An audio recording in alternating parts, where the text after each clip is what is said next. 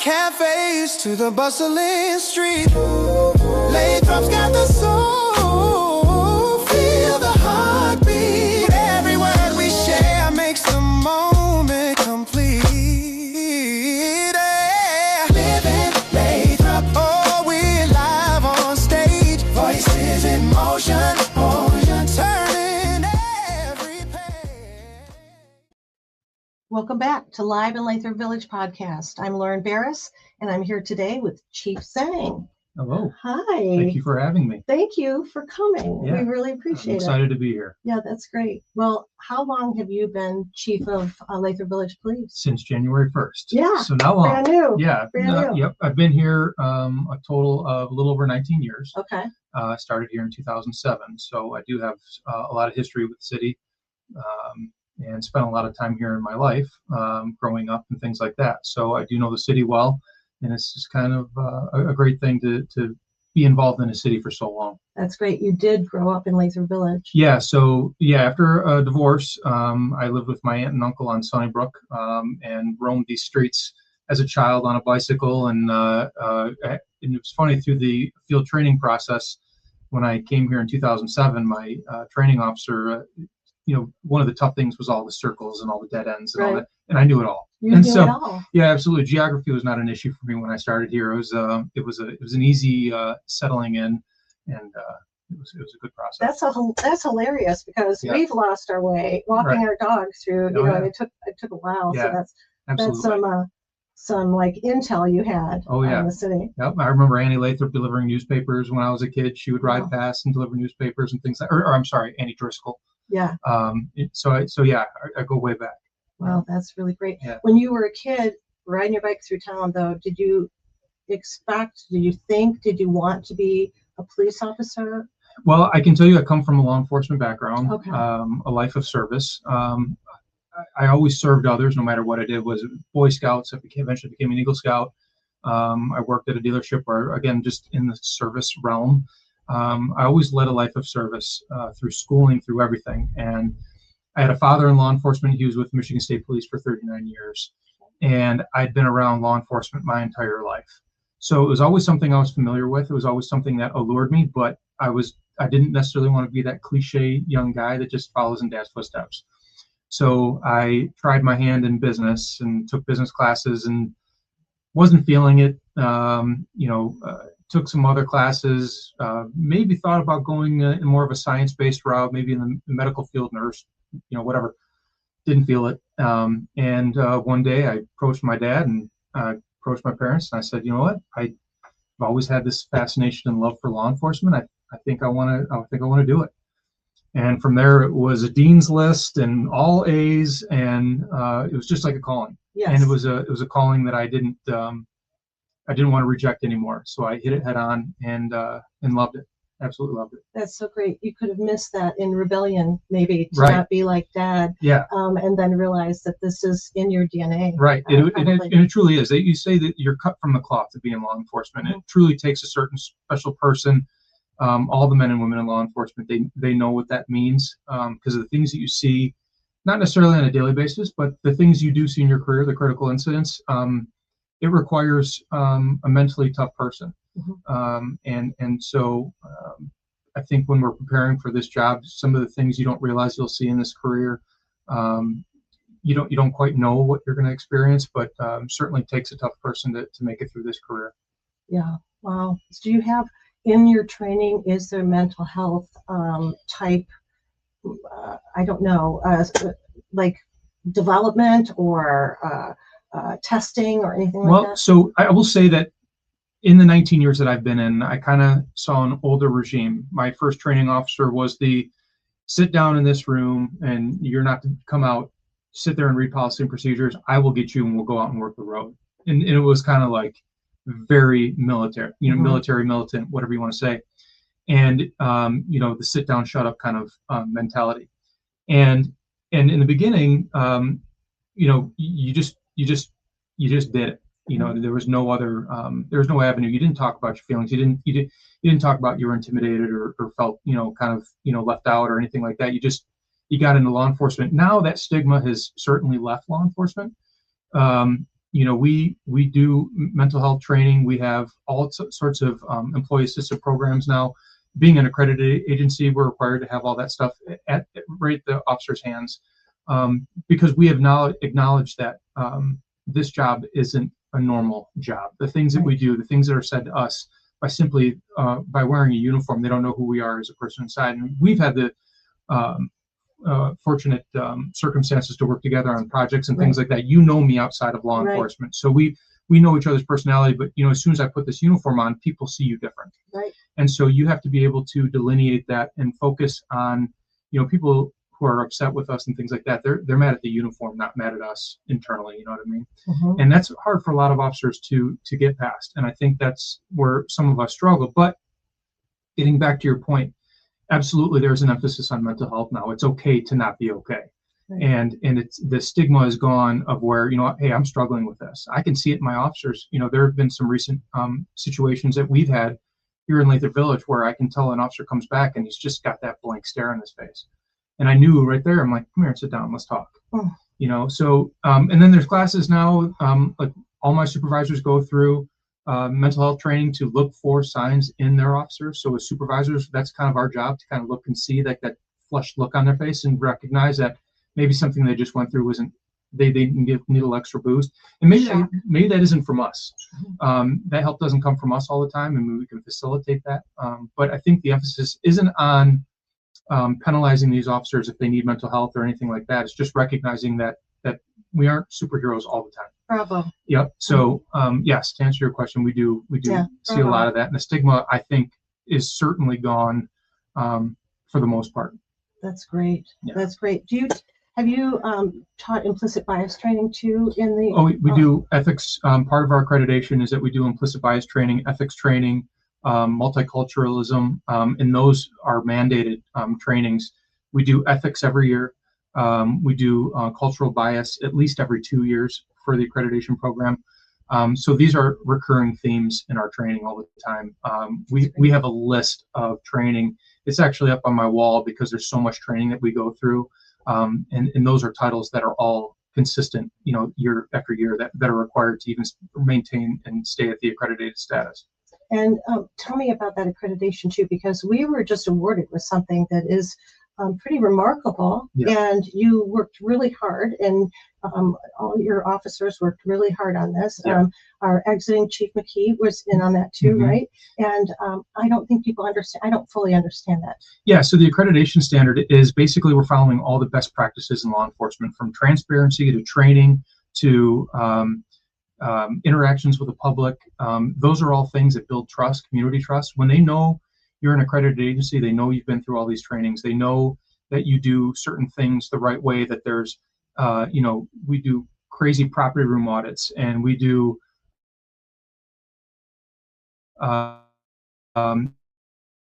every citizen's complaint gets reviewed. And then all that data is compiled at the end of the year, actually including officer injury, officer collisions, and all that stuff is compiled at the end of the year. And we do an aggregate review of all that data to see if there are any trends or anything like that. Now, being a 14-person department, we don't have, last year, I can say probably the first time in my 19 years, we had 0 citizens complaints last year. Wow. Usually it's between 2 to 5, just because, traffic stops, people don't think they should have received tickets and those things. We'll get some complaints. But I can tell you that last year was the first year that I can remember we received 0 citizens complaints. That's amazing. With all the context. Thank you. And so we average between 13 and 15,000 calls for service. So you got to think all those calls for service, more or less, unless we're doing building checks or alarms or things like that, most of those have a citizen contact, whether it be a negative or a positive experience. We still had 0 citizens complaints last year. So that was always something, that we can, we taught our, or we flip our hat on. Right. But, as far as use of force, people want to know, like, what kind of force are you guys using? Who are you using it on? And all that kind of stuff. When we look for patterns, we look for certain officers that use, excessive force more. Is it excessive at all? But through this accreditation program, we are following all the best practices so that anybody can come in and look at this data and go, okay, they've got their act together, they're doing everything right. And not a lot of agencies receive this accreditation status, or a lot of agencies trying, but due to the overwhelming amount, I mean, there's probably, I think there's over 100 standards. And then within those 100 standards, there's usually between 1 to maybe even up to 10 or 12 bullet points and proofs that you have to follow. I mean, so there's hundreds and hundreds and hundreds of proofs that you have to prove that you're doing every year to show that you're following all best practices. And so it's a daunting process. So we got our original accreditation 3 years ago, and I was the accreditation manager. And we obviously, our old police clerk, I don't know if you remember Teresa. Yes. She's now retired. She was a huge help. And now Clerk Corey, she's working with us now. She's a big help. But we have input from all the officers to make sure that we maintain this accreditation status. We're well on our way. We're just finishing up year 2 in our year 3 of reaccreditation. So this coming March, we'll seek our first reaccreditation, which is a 3-year stint. So and it's a lot of information collecting. It is. On top of the police work. Mm-hmm. And it's just so important for our community. I just thank you so much for doing it and pushing to make sure that happened, especially when it's rare. It's not happening everywhere. Right. And it's happening in Lathrup Village. Yeah. I appreciate that so much. Yes, I have gotten to know you a little bit because we worked on the Lathrup Village Music Festival together. And I want to tell you, you were instrumental in making that a safe event, making it a safe event for the people who come so that everyone can come and it's free and enjoy that. Setting safety protocols for that, and also protecting singers, even that we've had performers that have been worried before. You guys really jumped right in, and you brought in Oakland County Sheriff, so you work well with other police departments and other police agencies, right? Yeah, I can tell you, if an agency calls for mutual aid, and I respect, whether it be Southfield, Oak Park, Berkeley, the Oakland County Sheriff's Department, and Sheriff Bouchard, I think one thing that this county really has going on, and other counties too, but when an agency makes a request for mutual aid, the help is coming. Yeah. And whether that be on a something simple or a critical event. I mean, you like something simple like the Lathrup Village Music Festival. Thank God, is a simple event. Right. But you have critical events. We've had the splash pad shooting, Oakland County. We had Oxford school shooting, things like that. Where we literally had hundreds of agencies responding to those incidents to help in any way. And sometimes they say we got too much. Better to have too much than not enough. And so I think one thing that we can tout in this county is that we all have each other's backs when we need it too. And that music festival, we take great pride in walking around. I can tell you that there is absolutely no negative feelings walking around in a uniform. The residents come up, shake our hands. Thank you for being here. We love your presence and things like that. And that's what we want. Yes. We want that relationship with the community, that they don't see us as like fear-based or a threat. They see us and they just love us being there. Yes. And that they can come up and we can have a simple conversation, and we know so many residents by first name. They come up to me and they call me Mike and things like that. It's not a formal thing. It's that is a relationship that you can't compare to anything else. It's great. I've never experienced it. I've been here for 26 years now, and I've lived other places, and I've never experienced this kind of closeness with police and neighbors. I love it. And every experience that I've had with the police, which have not been many, mostly on professional basis, has always been very pleasant, very nice. Right. What would you like to tell the residents of Lathrup Village about safety, or what is like a word of advice you can give Lathrup Village from our police department? Well, I always tell residents, you are our second eyes and ears.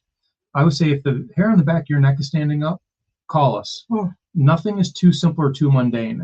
And sometimes we see, somebody will call us and be like, well, I saw a guy wearing a mask and he ran inside a house, but I didn't want to call you guys. And we're like, no, please call us. Then we'll have the flip side where we have like 5 DTE trucks pull up and people will call us and say, like, I think they're breaking into a home and clearly it's a DTE crew. That's okay too. Right.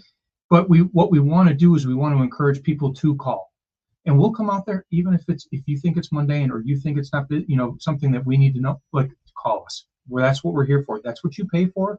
That's what we do. And I think nothing is too small for for our residents to come out. Animal complaints. We go on every animal complaint. We go on every medical, because I want our residents to know that if you're having a medical emergency, you don't care what uniform showing up, that we're there to help you. If you've got a loved one having a heart attack, you don't care who's running in with a defibrillator. That's why we go on all. So that kind of attention to the community is something that we really preserve and love and like to do. But I can just tell you that you guys are our second eyes and ears. And if you guys see something, call us, let us know. Let us determine whether there's any validity to anything more suspicious or anything like that. But feeling comfortable to call is probably something that I would let the residents know, that don't ever feel like you're wasting our time. Because I get a lot of those phone calls too. Well, I don't want to waste your time. Oh, I was a victim of this, fraud, and I just didn't want to waste your time. You aren't wasting our time. That's exactly what we're here for, is to help you through things like this. Now, excuse me, would you want people to use 911, or do you want them to use let's say I wanted to call, but I wasn't sure if I should call. So obviously I'm not having an emergency right now. Do I still use 911? So we have two different avenues you can call. We do have a non-emergency number. I would always tell this.